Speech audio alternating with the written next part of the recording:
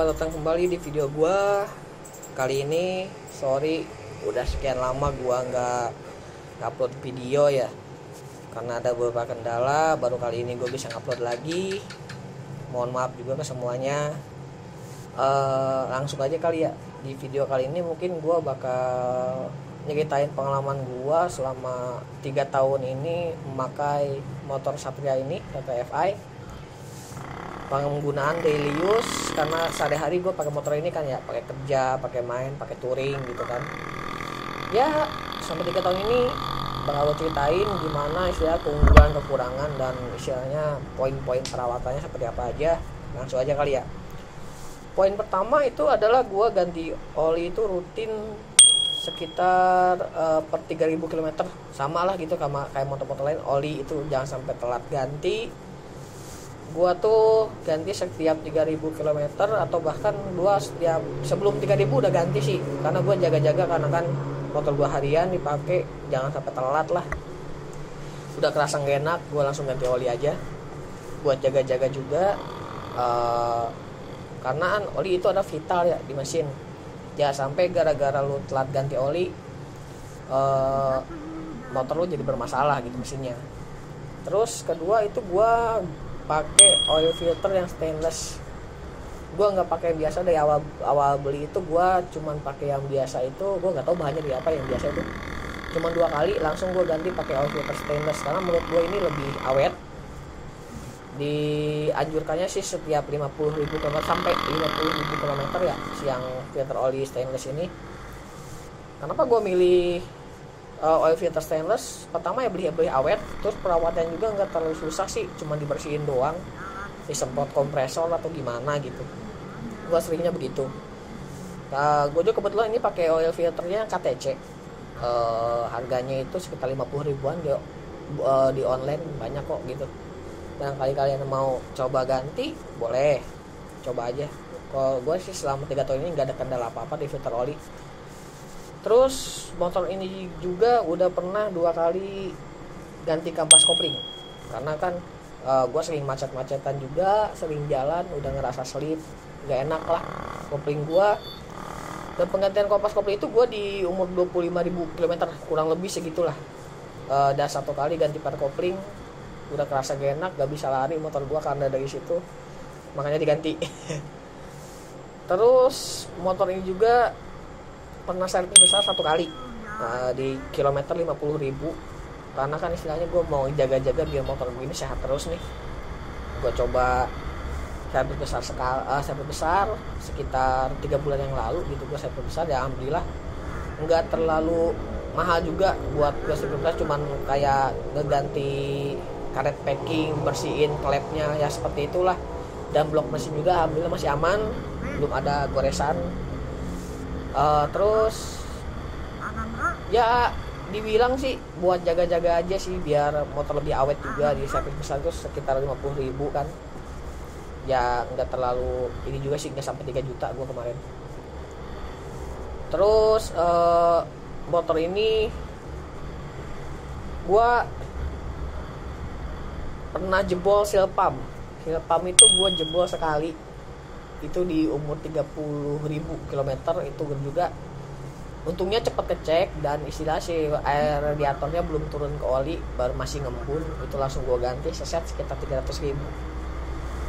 Sama jangan lupa juga ngecek air radiator, cek air radiatornya takutnya kering. Itu aja sih perawatan yang gue selama 3 tahun itu yang dilakukan, itu doang. Nggak terlalu ribet, cuman ya you know lah agak berat gitu di harga-harga ini spare partnya. Terus di samping itu ada keunggulan dan kekurangan di Satria ini. Mungkin gue bakal jelasin keunggulannya dulu kali ya. Keunggulannya itu adalah motor ini itu irit sih bahan bakarnya, kalau kata gue. Cukup irit bahan bakar itu. Gue pernah nyoba 1 liter itu sampai 45 km, kurang lebih lah 1 liter itu. Gue pernah nyoba segitu ya, di seukuran motor 150 cc segitu ya, kata gue nggak terlalu boros-boros amat, cuman nggak terlalu irit juga itu kalau dibanding dengan motor lain. Cuman menurut gue nggak terlalu ngerogoh kocek lah buat bensin. Terus sama bertenaga. Ini kan motor tenaganya 150 cc 4 katup, menghasilkan tenaganya sekitar 18,2 HP sama 10.000 km 10.000 rpm, torsinya 13,8 nanometer. Itu yang tercatat di brosur. Gue juga nggak tahu ya ada berapa, cuman ya motor ini cukup bertenaga sih, udah malu-maluin gitu buat lo speeding di jalan atau gimana, tapi tetap hati-hati juga, enak gitu loh, nggak ngoyo-ngoyo amat gitu, karena kan ukurannya lumayan gede, cc-nya lumayan ya, bukan nggak gede juga, lumayan doang gitu, tapi overall enak sih. Terus sama awet, ini motor menurut gue sih awet sih, maksudnya awet di dalam ini kayak spare-partnya tuh lama gitu, tahan lama ya, kayak kampas rem segala macam itu lama, nggak sering juga kita ganti, cuman kita harus tahu istilah ukurannya buat jaga-jaga spare part mana yang sudah diganti gitu aja sih. Nah, di samping keunggulan yang tadi masih banyak keunggulan, cuman gue ngerangkum 3 aja keunggulannya. Terus kekurangannya juga ini bro, yang pertama itu adalah bodinya tuh ramping men. Ini motor tenaganya gede ya, 150 cc, cuman bodinya kecil gitu loh. Ini kan panjangnya cuman 1960 mm dan tingginya ke tanah itu 980 mm. Ya segituan, kira-kira segitu yang gue baca sih. Ini kecil gitu loh, dan motor ini tuh kalau dibawa kenceng terus kita ngerem kaget atau gimana langsung ngebuang gitu loh. Apakah ini dialamin motor gue juga, atau kalian yang udah punya ngalamin juga, bisa dicek atau tulislah di komentar di bawah. Kedua, posisi duduk dan joknya bikin pegel men, buset. Ini posisi duduknya emang nggak terlalu pegel menurut gue sih, cuman ya bikin cukup pegel kalau pada perjalanan jauh ya, karena kan yang sering gue rasain itu pegelnya tuh di pergelangan tangan sama di bahu. Ya nggak sih, yang kalian pernah pakai gitu atau pernah punya, apakah sama kayak gue gitu, pegel di pergelangan sama di bahu itu kok perjalanan jauh, waduh luar biasa. Apalagi kalau misalnya pakai underbone boncengan, wah pinggang itu kena juga tuh, sakit, waduh. Terus sama joknya bikin pegel, itu iya benar sih, si joknya ini kan bawaan pabrik tuh cukup tipis gitu, bukan nggak tipis banget sih, juga nggak tebal juga gitu, cuman bikin panas, bokong gitu kan. Sebenarnya itu masih bisa diimprovisasi dengan lo ganti busa atau ditebelin busa, bisa sih. Cuman kalau bawaan pabriknya gue nggak rekomendasiin buat nyaman duduk, dan banyak yang komplain juga kalau yang di Bonjing Satria itu pegel katanya, itu sih.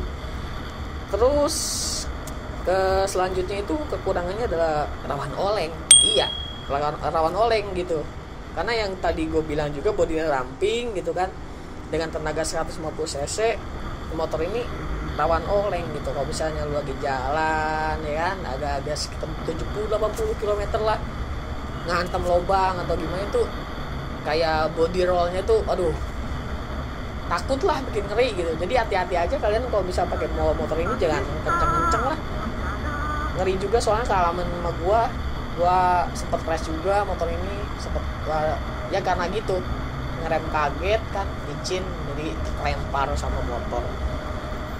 Terus ini poin yang terakhir yang gua dapet kekurangannya tuh, banyak yang komplain itu pengguna pengguna Satria atau yang lain gitu, ngomong tuh kekurangan spare partnya yang relatif mahal. Emang sih harga spare part Suzuki itu lumayan, ada harganya gitu, cuman kan kembali lagi ada harga ada rupa dong. Gue sebutin aja beberapa spare part buat istilahnya patokan kalian buat beli kalau misalnya rusak atau gimana. Batok Fufi itu satu set sama reflektor itu sekitar hampir 900 harganya. Itu bisa lu cek sendiri, itu sekitar segituan lah.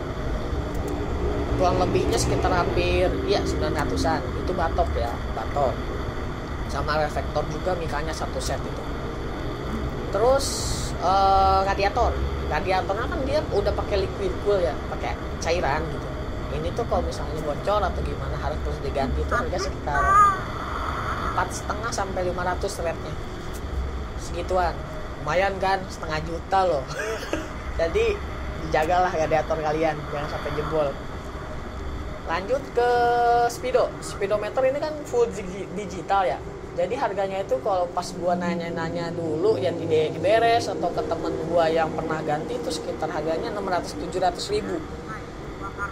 Lumayan kan bro.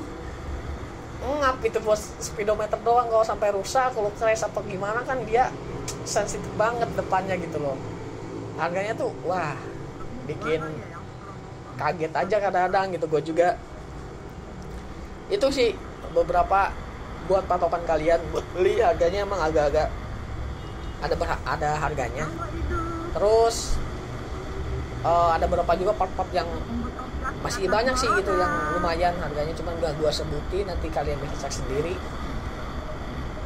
Ya begitu, cuman kembali lagi lah pada diri kalian, ada harga ada lupa kalau kata gua sih begitu. Nah itulah kekurangan perawatan gua keunggulan Satria ini selama 3 tahun. Overall ini motor sih enak kalau menurut gua, selama 3 tahun ini gua pakai itu enak. Jadi gua juga nggak rekomendasiin buat beli ini motor, cuman kalau kalian butuh motoran bertenaga dan gak malu-maluin di jalan gitu kan buat speeding atau apa, boleh lah kalian coba beli motor ini.